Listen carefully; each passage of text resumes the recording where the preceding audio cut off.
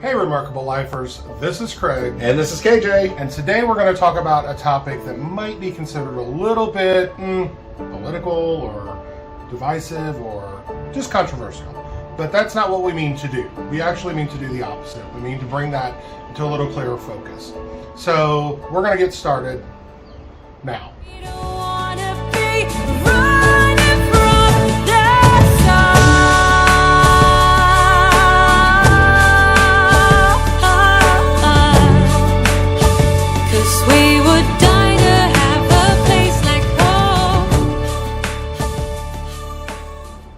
Immigrant versus expat. I know. Stop throwing things. Don't. If you are already making comments below, just stop. Just stop. Listen okay? to us. So what we want to do today is kind of present the topic of immigrant versus expat in what not only we call ourselves, but anyone moving from one country to another might call themselves, be called, be referred to, and how those words are used. So how they should be used. Right.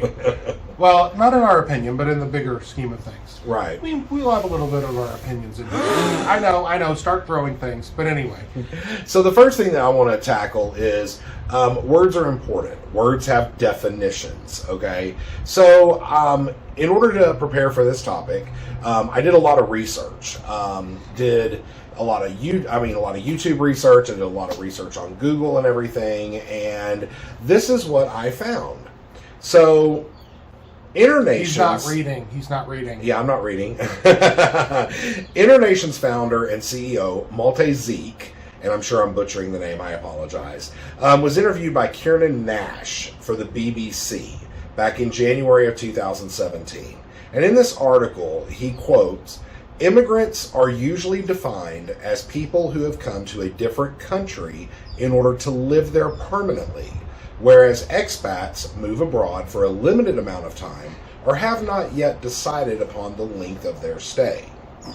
And that led me into some more research. And in April of 2023, Mayan Casanego for Expat Frontier said that the key differences are the duration of stay. An expat generally has a predetermined or an open-ended length of stay, but they're likely to return to their country of origin or to a different country. An immigrant is establishing their residence in another country permanently. They're calling that place home. They plan on dying there. That it's a permanent situation. So when we come down to the definitions, it all has to do with how that person identifies himself, how long they're planning on staying somewhere. If they're planning on going back to their country of origin or a different country, they're an expat. Yeah. If they're planning on staying somewhere permanently, they're an immigrant. Now, this is a topic that, especially among the expat and immigrant communities, whatever you call yourself, see, I struggle there, but that it is divisive sometimes and among some people, because some people are like, no, you're an immigrant. Some people are like, no, you're an expat. And so the word itself has become a little bit of a hot button issue. So there's the standardized definition, and then there is the cultural uses of words. And we all know that those can be very different. And then there's the use of the word based on your experience in life. So, I used the example earlier that, if you ask someone for a piece of cheesecake, someone from France and someone from Mexico and someone from New York City are all going to bring you three different things to the table. They're going to have similarities. They're going to taste similar, and same ingredients, but it's all going to be different. And that New Yorker is going to tell you that everybody else's is wrong. Exactly. And they probably are. But that's a great example of three different experiences in life. That is what cheesecake is to them. And until they experience something different, have that, that aha moment that there's different kinds out there, they don't know it. And so it's a process of thinking about what that word means in the location where you are and where you're coming from or going to. Yeah. Like, for instance, we can speak from the U.S. perspective because that is our country of origin.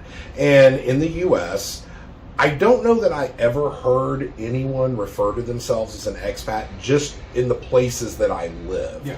I don't know that I've really ever heard that term used by the media, definitely not by politicians. And again, trying to avoid politics here, but basically my feeling in the U.S. is that anyone who is not a U.S. citizen is called an immigrant. And whenever you go back and you look at the actual definitions of the word, that's an inaccurate use of the word. There are a lot of people from all over the world that come to the U.S. for school. Mm-hmm. And then after, I have lots of friends that went to the U.S. for school, and they're there for, 4, 6, 7, 8 years, and then they know they're going back to their country of origin, or they're going to go somewhere else. They're expats living in the U.S. Or maybe when you're traveling or living abroad or for school or for something like that, you meet the love of your life. And then you have to decide what country you're going to live in. And then one person is going to become an expat or an immigrant or somehow other than their partner. And so they're going to have to decide how that goes down in their life. There's so many different circumstances that lead to someone living abroad, like you said, school, marriage, jobs, desire, language learning. For us, it's experiencing something different, learning a new language, learning a new culture. And yes, there's a little bit of privilege that comes with that. We understand that being here, we had a choice to come here. We made decisions that brought us here. There's a lot of people who don't make that decision. It just happens, and especially in dangerous situations, war, fleeing persecution, those kind of things. A lot of times people aren't given a choice what country they're going to. They say, guess what? You are now a British citizen, or you are now a U.S. citizen, or you're going to this country. You're not a citizen yet. You're going somewhere permanently as a refugee status. Yes, but yes. You go to where they'll accept you sometimes too. So there's a lot of different definitions. There's a lot of different levels, and that in and of itself, just by us moving from one country to another, has made it a political act. In the eyes of many people. Right. So, on the common vernacular sort of a thing, there is, like we were talking about the U.S. So in the U.S., anyone who's not a U.S. citizen is kind of lumped under the term immigrant. And the media and politicians in the U.S. have kind of created an environment where that's being seen as a dirty word. And so what that's done is it's started to create kind of a divide, especially whenever you get outside the U.S. Most countries around the world do see U.S. news. They see how that word is being used and that sort of a thing. And so what happens is you get outside the U.S., and even though technically, by the definition, Craig and I are expats. We are living in Mexico. We don't know if we're going to be here forever. We may go to Italy. We may go to another European country. We may go to Southeast Asia, Australia. Who knows? Maybe Latin America. I mean, we don't know. Our length of time in Mexico at this point is undetermined. And so we technically are expats. You will hear us both refer to ourselves as immigrants sometimes in different videos or whatever. It's kind of a loose use of that word. But whenever you get outside the U.S., because the people there know that word from the U.S. is starting to have a very negative connotation, it's starting to create kind of a cultural misuse of expat and immigrant, where people from more prosperous nations are going to countries that have a lower, I hate to say lower, it's really not a good way to say it, but aren't as prosperous and are calling themselves expats. Well, there's becoming this conceptualization that they are doing that to put a difference between expats being better than immigrants, and that's really not what a lot of people are doing. I know that becomes a conception because of the way that the word immigrant is being used in the U.S., but that's a political thing, and that's a complete misuse of the word by politicians.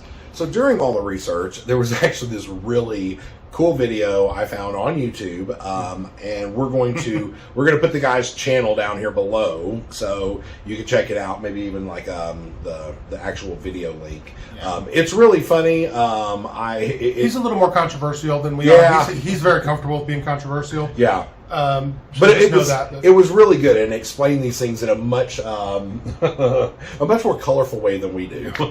Yeah. And it is true that the word immigrant or the word expat has different connotations in every place you may go. So, for example, we find ourselves in a little bit of a position because as YouTubers, we need to make a video, tell what we're doing. We're trying to assist people who want to do this, but also just inform, entertain, share with you our experience. What do we call ourselves? Based on what other people say and what the cultural norms are in both countries, if we call ourselves an immigrant in the United States, that has a negative connotation. If we call ourselves an expat in Mexico, some people may be like, no, you're an immigrant. So I have taken to calling myself an expat immigrant. I want you to think about how this kind of plays into the big picture.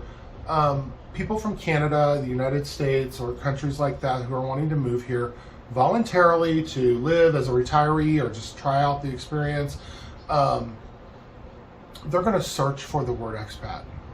They're not going to search for the word immigrant. Few people will. Go on YouTube.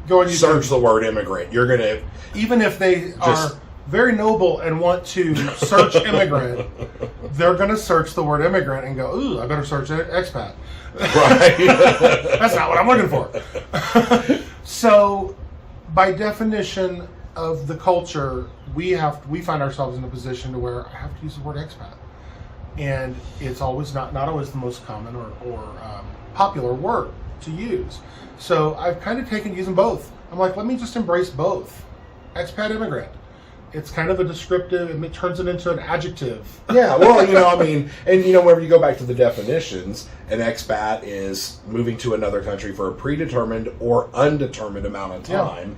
Yeah. An immigrant is moving somewhere forever. And I don't know yet. The truth of the matter is, I wake up one morning and I'm like, oh, I love it here and I'm never going to leave. That day I'm an immigrant. The next morning I wake up and I'm like, Southeast Asia, let's go to Southeast Asia for, a couple of years or whatever. Oh, that day I'm an expat. So, you can see where it becomes kind of fluid, and it really is. It depends on the person's intent, and that can change. Yeah. Now, there is to think about the word expat, it means expatriate.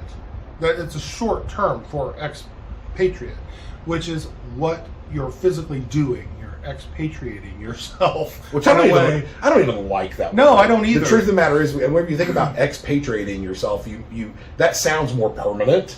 But to me, then that almost sounds like I'm divorcing myself. Yeah, and so really, the word itself is kind of. We've had an aha moment. So this is the aha moment in the video. That okay, what that word actually means, expat, is a short term for expatriate, which kind of sounds worse than immigrant. I'm expatriating myself. I'm divorcing myself. It doesn't mean that. It means that you're just going from one country to another. And immigration technically means the same thing. It's just two different ways of describing it. But most of the forms you fill out to go to, I know for us, when we filled out a form to come to another country, it was through the Department of Immigration, and it was an immigration form.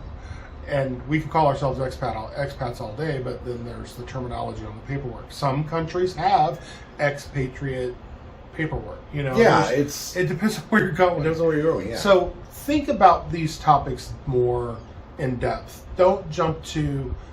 This is just our recommendation. Don't jump to. Oh my gosh, they call themselves an expat. Their intent behind that may have no malice whatsoever. They're going with common vernacular. They didn't think too deeply on it, or they feel that they really don't have the privilege to say I'm an immigrant when they know they're just here, and if I don't like something, I can go home. Yeah, and that was something else that I kind of, it was a point of view from that other YouTuber that I saw. Immigrants, when they go to another country, they're planning on staying there forever. So they're going to be in a culture with probably, not always, but a lot of times, a brand new language that they're either trying to learn or trying to learn to live with. They, everything down to basic services, hospitalizations, driver's licenses, getting everything done to be there forever. And that's a lot of hurdles to jump through. I mean, that's a huge undertaking. Expats, not always. I mean, expats may go somewhere because they know they're leaving.